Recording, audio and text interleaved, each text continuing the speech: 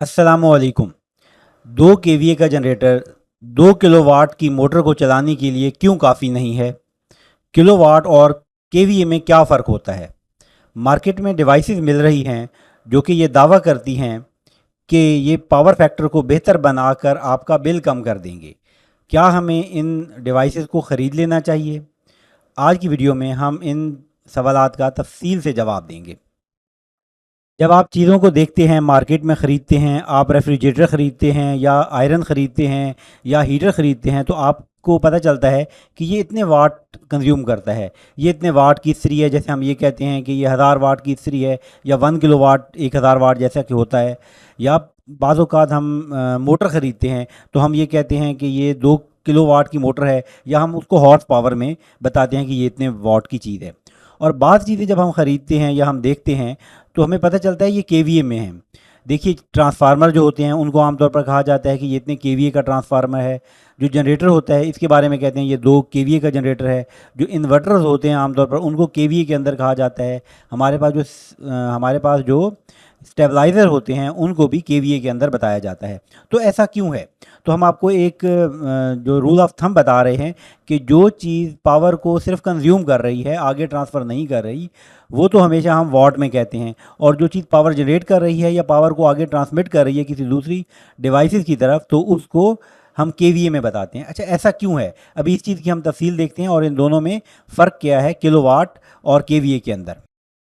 KVA और kilowatt की बहस में एक नहायत अहम चीज़ जो सामने आती है वो पावर फैक्टर है। लेकिन हमारी ऑब्ज़र्वेशन है कि पावर फैक्टर का मसला सिर्फ़ एसी के सिस्टम्स में नज़र आता है हमें, डीसी में ये मसला नहीं पाया जाता। हम ये भी देखेंगे कि इससे क्या मुराद है और ऐसा क्यों है कि ये डीसी में ये मसला नहीं पाया जाता। सारे मसले की जड़ एसी के सामने इंडक्टिव लोड का होना है। इंडक्टिव लोड यानी कि जैसे कि मोटर है या कोई भी जिसके अंदर कॉइलें लगी हुई हैं, इस तरह का लोड। तो हम कहना ये चाह रहे हैं, देखिए हमने यहाँ पर एक जनरेटर दिखाया है। ये जनरेटर पावर प्रोड्यूस कर रहा है और ये पावर हमने एक तार के ज़रिए इस मोटर को देने की कोशिश की है। हमारी ये ख्वाहिश होती है कि जितनी पावर ये जनरेट कर रहा है वो सारी पावर ये कंज्यूम करे। लेकिन ऐसा होता नहीं है। होता ये है कि कुछ पावर बजाय इसको मुंतकिल होने के ऑसिलेट कर रही होती है। ऑसिलेट करने से ये मुराद है कि पावर जनरेटर से मोटर में मुंतकिल होने के बजाय कुछ पावर कुछ लम्हों में मोटर से वापस जनरेटर की तरफ जाती है, फिर जनरेटर से इस तरफ जाती है। इसी तरह से ये ऑसिलेट करती रहती है, फॉरवर्ड और रिवर्स डायरेक्शन में मूव करती रहती है, खामखा इधर उधर नाचती रहती है, जिसका हमें कोई फ़ायदा नहीं होता। जो असल में पावर कंज्यूम हो रही होती है हमें उससे सरोकार होता है। ये जो पावर इधर उधर ऑसिलेट कर रही होती है ये खामखा हमारी तार को गर्म करती है और हमारे जनरेटर पर खामखा का लोड डालती है। तो इसको कैसे बेहतर किया जा सकता है, इस चीज़ को हम देखेंगे और ये होता क्यों है इसकी हम तफसील में जाते हैं और ये देखते हैं कि पावर फैक्टर से इसका क्या ताल्लुक़ है और ये असल में चक्कर क्या है। जनरेटर जो पावर जनरेट कर रहा है जिसको हम केवीए से दिखाते हैं, ये होती है अपेरेंट पावर। जो पावर मोटर कंज्यूम कर रही होती है ये होती है रियल पावर, जिसे हम किलोवाट में शो करते हैं। और जो पावर इधर से उधर खामखा के अंदर चक्कर काट रही होती है उसको कहते हैं रिएक्टिव पावर। इन तीनों पावर को समझने के लिए हम इन डायग्राम का सहारा लेंगे। आपसे गुजारिश है कि बराह मेहरबानी इस स्लाइड को स्किप मत कीजिएगा, ये बहुत इंपॉर्टेंट चीज़ है और इतनी कोई मुश्किल चीज़ नहीं है। तो अभी हम इसको एक्सप्लेन करते हैं। देखिए, हमारे पास एक जो सिनेरियो हो सकता है वो ये हो सकता है कि हमारे पास हमने एसी लोड लगाया हुआ है या एसी जनरेटर लगाया हुआ है, जैसा कि जनरेटर है, और उसके सामने रेजिस्टिव लोड है। रेजिस्टिव लोड से ये मुराद है कि हमारे पास सामने कोई हीटर लगा हुआ है। तो जब ये हीटर सामने लगा हुआ है तो हम ये कहते हैं, ये बात गौर से सुनिएगा, कि जब सामने इंडक्टिव लोड नहीं है बल्कि सिर्फ रेजिस्टिव लोड है तो हम ये कहते हैं कि हमारी जो करंट है, ये देखें नीले रंग से हमने करंट को शो किया है, और ये जो हमारे वोल्टेज हैं, ये वोल्टेज और करंट जो हैं वो आपस में क्या है, वो आपस में इन फेज़ हैं। इन फेज़ से ये मुराद है कि देखें जैसे जैसे वोल्टेज बढ़ रहे हैं वैसे ही उसी हिसाब से क्या बढ़ रही है, हमारे पास करंट भी बढ़ रही है। जब वोल्टेज ने कम होना शुरू किया तो करंट ने भी कम होना शुरू किया। इसी तरीके से जब हमारे पास दूसरे साइकिल के अंदर भी हमारे पास नेगेटिव में हमारे पास मौजूद है क्या चीज़, करंट, वोल्टेज। तो करंट भी उसी हिसाब से हमारे पास नेगेटिव में मौजूद है। और जब ये बढ़ने शुरू हुए दोबारा पॉजिटिव की तरफ जाना, तो उस वक्त करंट भी इसी के साथ साथ बढ़ रही है। यानी दोनों के बढ़ने और कम होने की शरह तो अलग अलग है, लेकिन दोनों एक दूसरे के इकट्ठे बढ़ते और इकट्ठे कम होते हैं। ये जो इनके कम और बढ़ने की शरह शरह अलग अलग है, ये डिपेंड करती है कि आपकी रजिस्टर की मिकदार क्या है। अच्छा, हम इसमें वाज़ेह क्या करना चाहते हैं, देखिए गौर से देखें कि जो हमारे पास पावर होती है, ये जो पावर हमने रेड कलर से शो की है, ये करंट और वोल्टेज का हासिल ज़रब होती है, मल्टीप्लाई करते हैं। तो देखें जब हम इन दोनों को मल्टीप्लाई करते हैं तो हमारे पास पावर आती है। जब ये दोनों मिकदारें पॉजिटिव में होती हैं, तो पॉजिटिव और पॉजिटिव मिकदार को जब हम मल्टीप्लाई करते हैं तो जो हासिल आता है हमारे पास वो भी पॉजिटिव में होता है। और जब नेगेटिव और नेगेटिव को मल्टीप्लाई करते हैं तो जवाब क्या होता है, फिर पॉजिटिव में होता है। लिहाजा हमने दोनों साइकिल के अंदर ये दिखाया है कि हमारे पास जो पावर है वो दोनों साइकिल पॉजिटिव हैं, अगरचा यहाँ पर करंट और वोल्टेज दोनों नेगेटिव हैं, क्योंकि दोनों इकट्ठे नेगेटिव हैं। हर वक्त या तो दोनों इकट्ठे पॉजिटिव हैं या दोनों इकट्ठे नेगेटिव हैं। कोई भी लम्हा ऐसा नहीं आया जब करंट पॉजिटिव में हो और वोल्टेज नेगेटिव में हो, ऐसा कोई लम्हा नहीं आया। जब करंट पॉजिटिव में थी, वोल्टेज भी पॉजिटिव में थे, इसलिए पावर हर लम्हा हर वक्त पॉजिटिव में ही रही। ऐसा होता है प्योर रेजिस्टिव लोड में।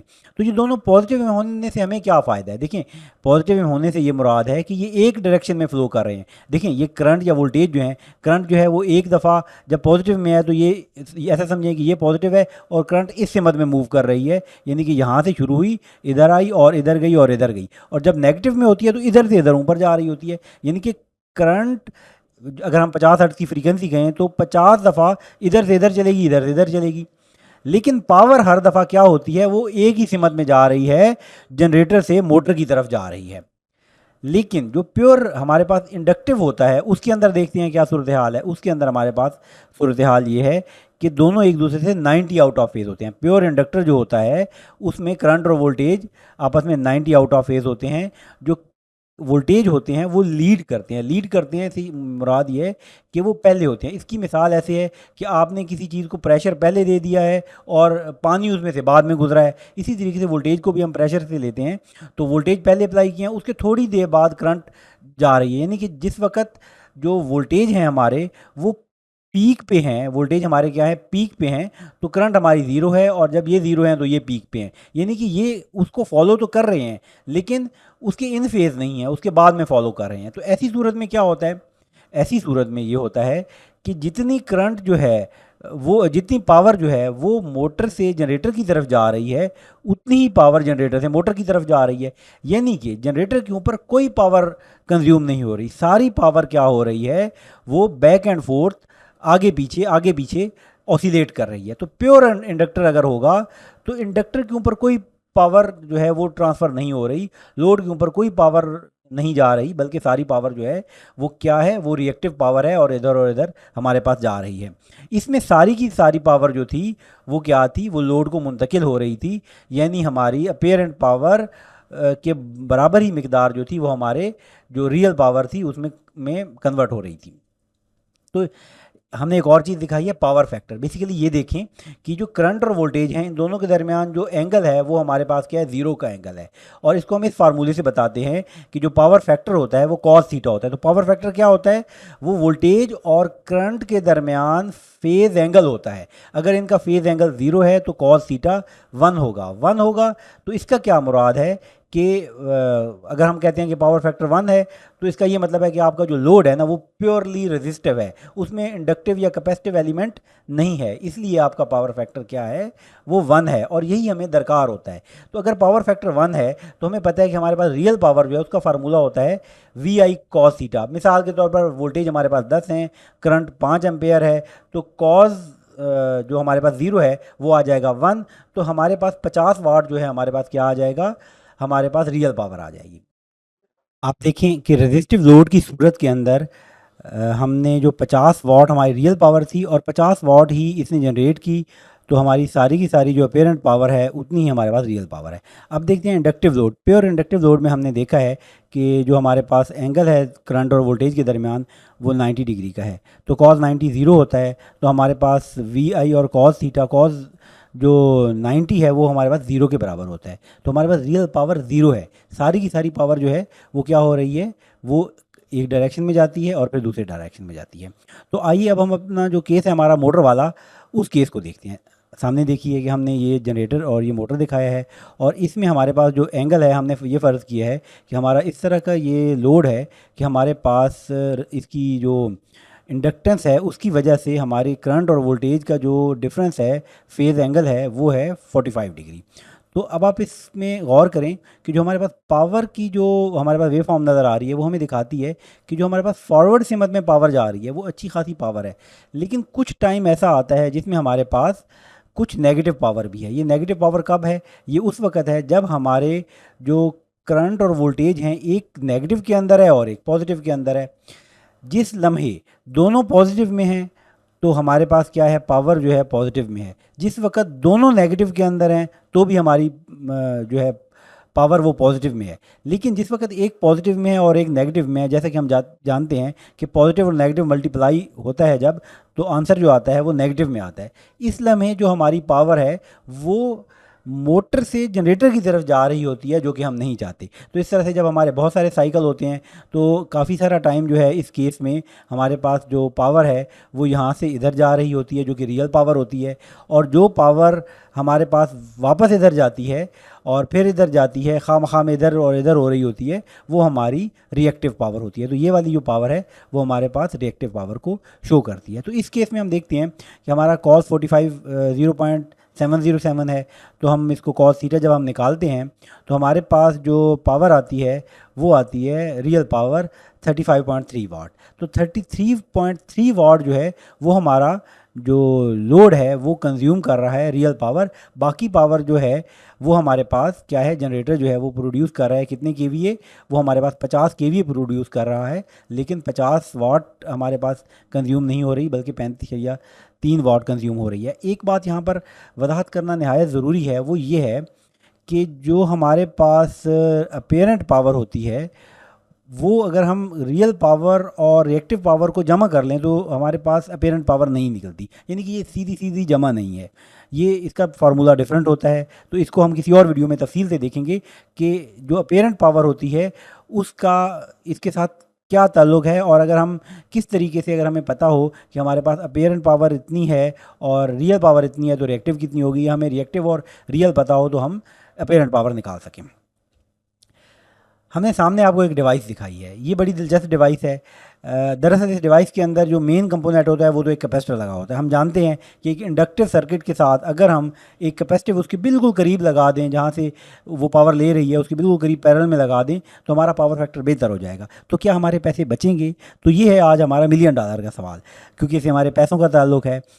तो असल में ये हमने सामने सवाल दिखा दिया। तो इसका जवाब ये है कि हमारे पास जो मीटर होता है वो हमारा केवीए मीटर नहीं होता। जो हमारे रेजिडेंशियल मीटर होते हैं वो देखें वो क्या होते हैं, वो किलोवाट आवर बताते हैं।